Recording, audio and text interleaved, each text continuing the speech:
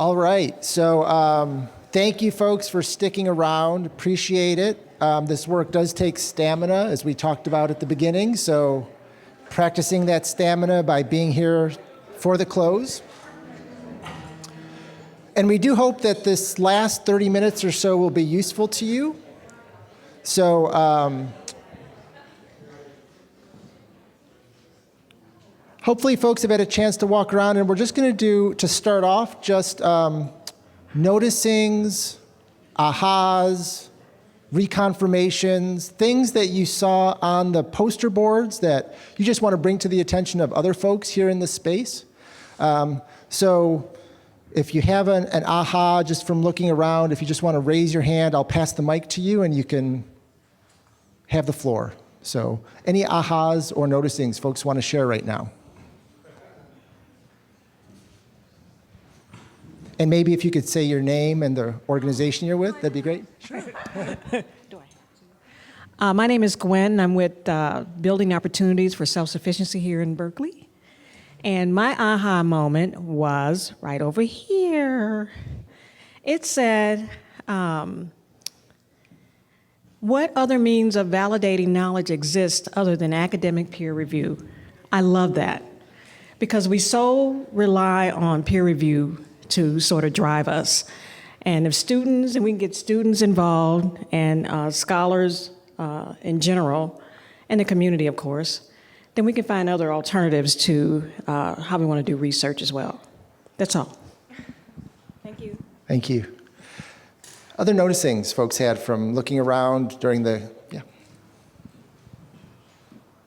My name's Sally, and I was looking at this partnership, UC Community Partnership, which is something I'm involved in at the Gill Tract. And it's stated very simply, but it's very complicated, and it has to do with trust. And that is, what are the goals of the two parties? And, and are they the same? Yeah, I don't know if we talked about that so much. How do we negotiate those agreement on what does the work look like? Hi everyone, my name is Hector Gutierrez. I am a policy analyst from South Los Angeles, working on food access issues.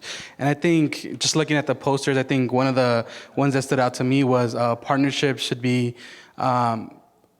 strategic, but also the opportunities that exist with partnerships. And I think one of the things that is missing, especially at the university setting, is how do we really transplant community into these spaces? Berkeley here is a tier 1 research institution, but if we go down a few blocks, we see issues of poverty and equality and access issues that just are rampant. So how do we really transplant and give those people the resources and knowledge that this university can offer them to really make system change at the different levels of that community can engage. So. Great. Thank you. Hi everyone, again, Fabiola Santiago with Human Impact Partners, and I'm going to actually make a connection between that table and this table. Over there, my aha moment was, how do we get universities to move from diversity to anti-oppression? And I very much connected that with using and translating jargon, sorry, that table. Because I think that is one of the things about just research in general, that we just craft things that are not understandable for lay audiences, and it's very frustrating because we're using their stories and changing it so that only certain people can understand it, but it shouldn't be that way, and it shouldn't be elitist. So that's my aha moment. Yeah, I think Mary Louise Frampton talked about border crossers, or how do we translate some of that work too from community to campus? I think that's a really good question. I'm Beth Osnes from the University of Colorado. I work in applied theater for social justice. And for me, it felt like I'm going through the tenure review process right now, and I am the grad director for our program as well. And I feel like when I have students who are working with me in socially engaged work, I want to help them know how to even converse about this work so that it counts as research, so that they can stay in the academy and be able to do this work with students. And I feel like what I gained was the culmination of the vocabulary and just the way to be in conversation with all of this. So that was my aha. It's a slow, prolonged, all-day aha. Thank you. Well, and that's a great segue into from this particular final exercise to just thoughts on the day, right? And if folks do have other ahas from the poster boards, definitely, still put those out there to the audience, but other kind of reflections on the day, maybe not so much about the content, some of that, but even the process of how the day went for you. Being in small group conversations, part of the larger group conversations, the panelists, so kind of opening it up to not only the poster boards, but do folks have other thoughts or reflections on the day? Yeah.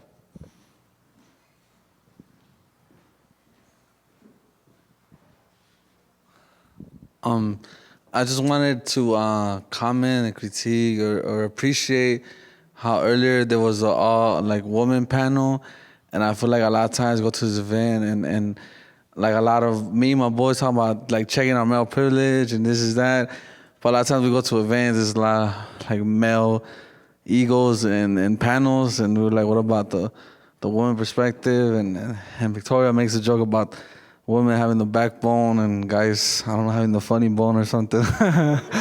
But jawbone.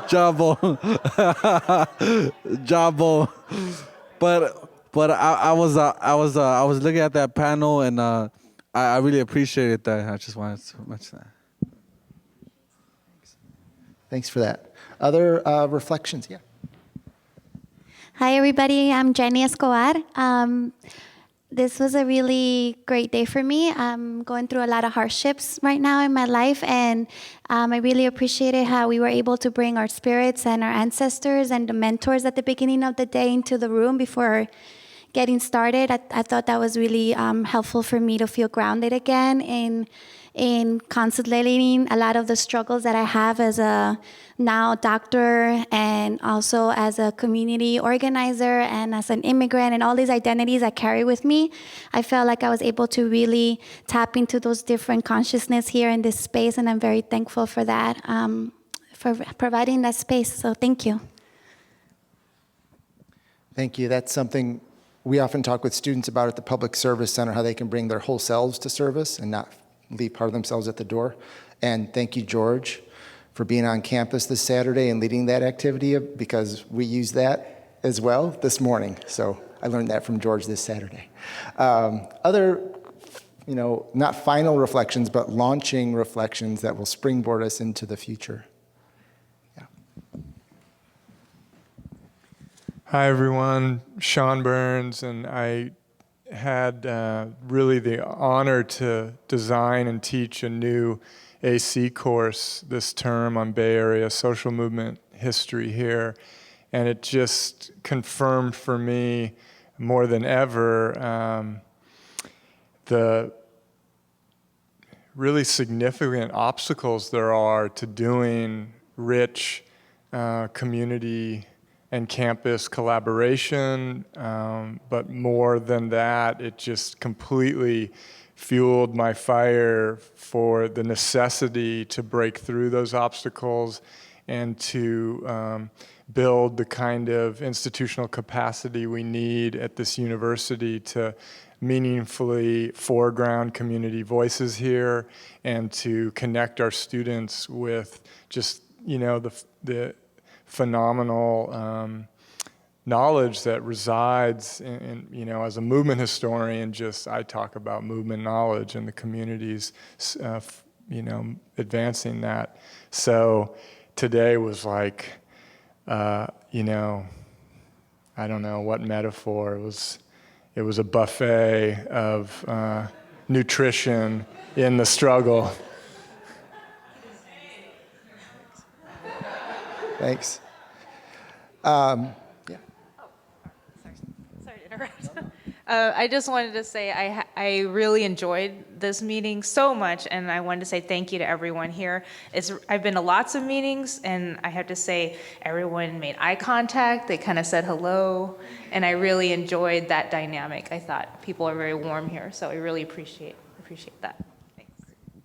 Thank you. I think it's often good, too, to say, well, let's take the learning with us, and whether or not there were some confidential conversations you had, whether you want to leave the names or bring the names with you as well, but definitely bring the learning forward.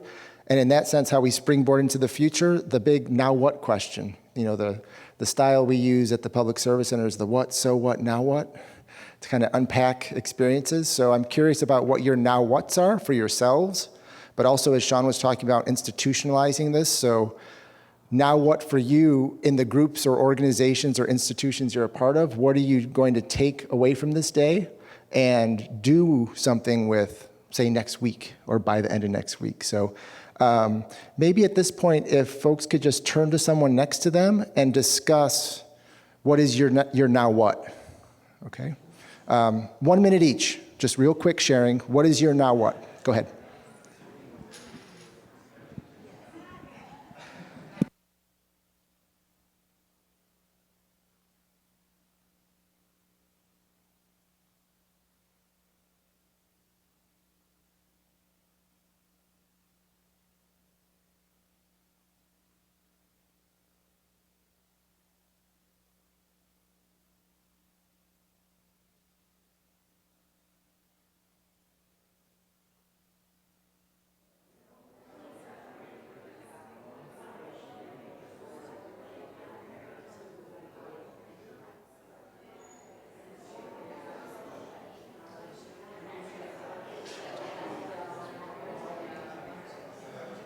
Okay, start to wrap up. Let your partner talk for about a minute. Let your partner share for about a minute. They're now what?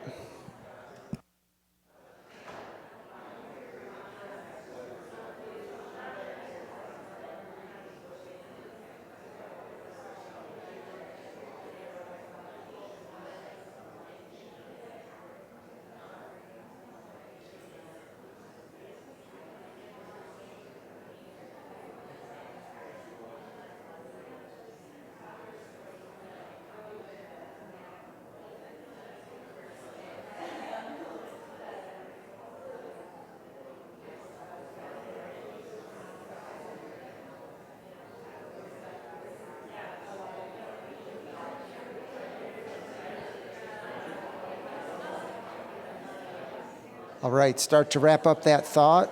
Start to finish that thought.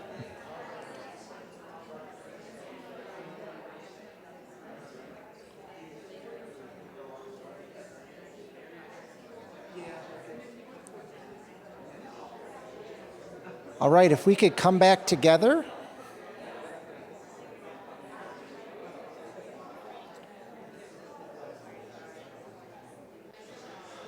All right, thank you for doing some of that sharing as you wrap up.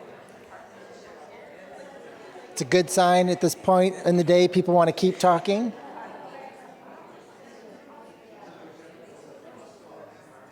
So we're going to pass the mic around again, popcorn style, one more time before we show some appreciations for folks. If folks want to share what your now what is, and maybe it might be a question, right? So often as we talk about research, it's what are the conclusions of this research? And yet it can be just as rich to focus on what are the emerging questions. I'm reminded of that saying, walking, we ask questions. We make the path by walking. And so would anyone like to share their now what, perhaps a question they have that they're taking with them? Any takers? What's your now what? What's your now what? Or do you have a question that you're now holding as you leave this space?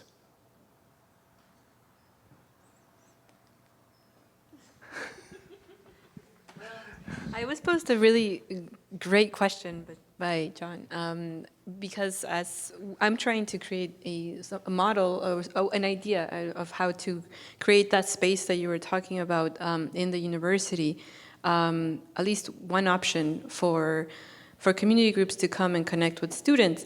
And I was asked the great question of how are you going to make sure that research justice is built into that relationship, or how are you going to then make sure that the work and the research that you're doing is working towards justice?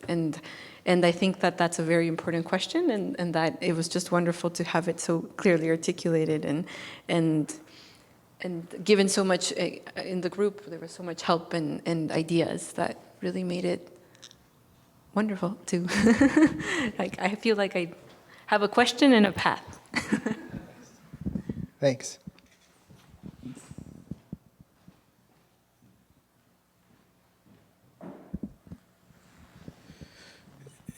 in terms of the now what, there's, I really value these spaces around linking research from the ivory tower and advancing justice in our communities. And I hear this word decolonizing being thrown around a lot. But I really feel like it's not just about decolonizing our minds, because sometimes I feel the same kind of energy in our circles of anti-oppression work, and that same kind of energy, we can reproduce systems of oppression unknowingly. And so it's not just about decolonizing our minds because we're trying to advance justice, but it's also about decolonizing our spirits. How are we balancing our spirits so that we're really grounding ourselves and taking time and being intentional about how we build relationship with each other. And that's how we build movement, because 80% of our energy in movement work is fighting amongst each other. But if we take time, to really acknowledge each other in a sacred manner and build relationship and balance our spirits, then I think we'll have more unity and really be able to move things forward in a good way.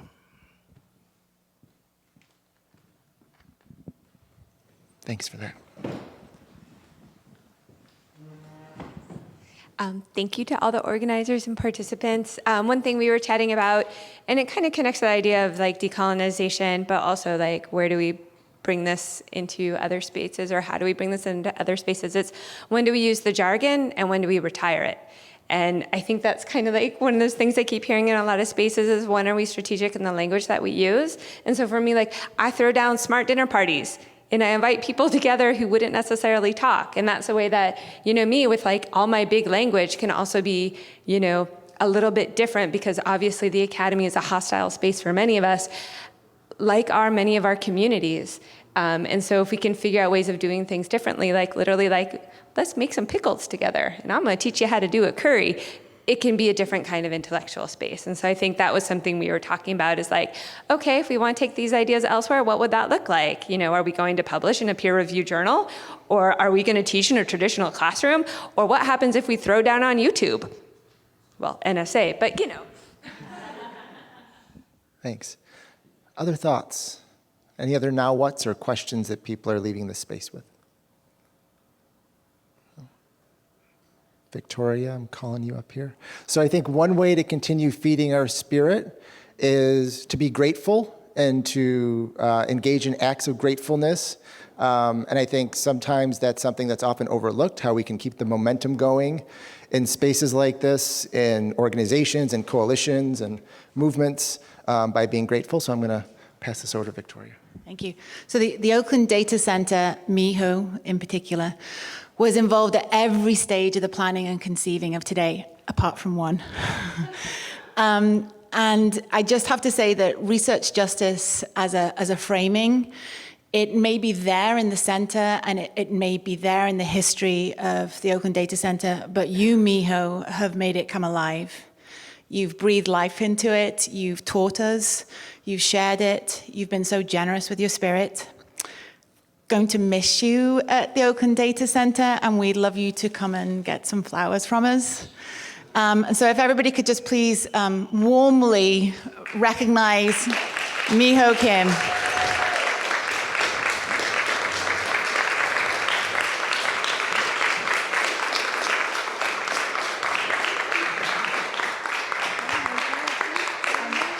And Jay is going to say something also for you. I don't speak in public very often, or at least it's to smaller classrooms, I guess. But I did want to just say, MIHO's been with Data Center for 11 years and as executive director for 5 years. And I think one thing that she has really kind of pushed forward as a vision is this vision of research justice. And it's such a, I think, honor for me to come into this space and to really see research justice kind of being lifted up in an institutional space, which I think, thinking back to my undergraduate days was certainly not the case. And so I wanted to say on behalf of the Data Center family, thank you to MIHO, and we're gonna miss you, so. My last day is 4. MIHO, do you want to say something as well? Sorry. Man, floored. Thank you so much. Floral, that's a great one. Both. Thank you so much. So for those of you who didn't know, tomorrow's my last day. Today's a penultimate day, and what a great way to step out of my role to be in this space. Of sharing and inspiring each other with all of you. And this is exactly why I, was able to do this work. There were hard times, treadmill, nonprofit, you get the idea. But this is like so inspiring, and every single one of you and all of what you bring to the table is what makes it happen, So I just really want to appreciate that. And I myself, coming from a stateless background and as a colonial Korean subject of the Japanese Empire that doesn't have citizenship anywhere, we're not really recognized within Japan or Korea. And it was really through exploring, like, what is it that really makes all of me confident in this research space that, really I was able to explore that question, and I found my own voice in the process. And I feel like what I know through my experience and my ancestors' experience, they're all actually relevant, if not essential, for decision making. And it's been such an honor and privilege for, me to be able to partner with so many, folks from the community like yourselves, going through that transformation together. So thank you so much. And this is only a launch. I think Mike said it's really a launch. But there's something here, like when you meld spiritual power, cultural power, social power, and political power behind information and knowledge, right? That enormous transformation, I think, of our society is definitely possible, and it does require all of us. So thank you so much, and I'll continue to be inspired by all of you. Thanks, Miho. And before we leave each other, and it is the launch, and please feel free that we are to be connected to. I have to recognize my partner in so many things, Susan Akeen, who has been the engine of this. And somebody who recently just got their job with me, and he's like, what the heck was that? Why did I do that? Douglas Parada, who's only been with the center how many weeks, Doug? Oh, it's been 3 months now. Wow, time's flown. Whoa, really? Okay. Thank you, Doug. Thank you, everybody. See you soon. And we have another event here tomorrow. If anyone's around, Professor Pedro Noguera will be with us talking about social justice in higher education. We're thinking we may have some fireworks, so come and join us. It's been lovely to meet all of you. Take care.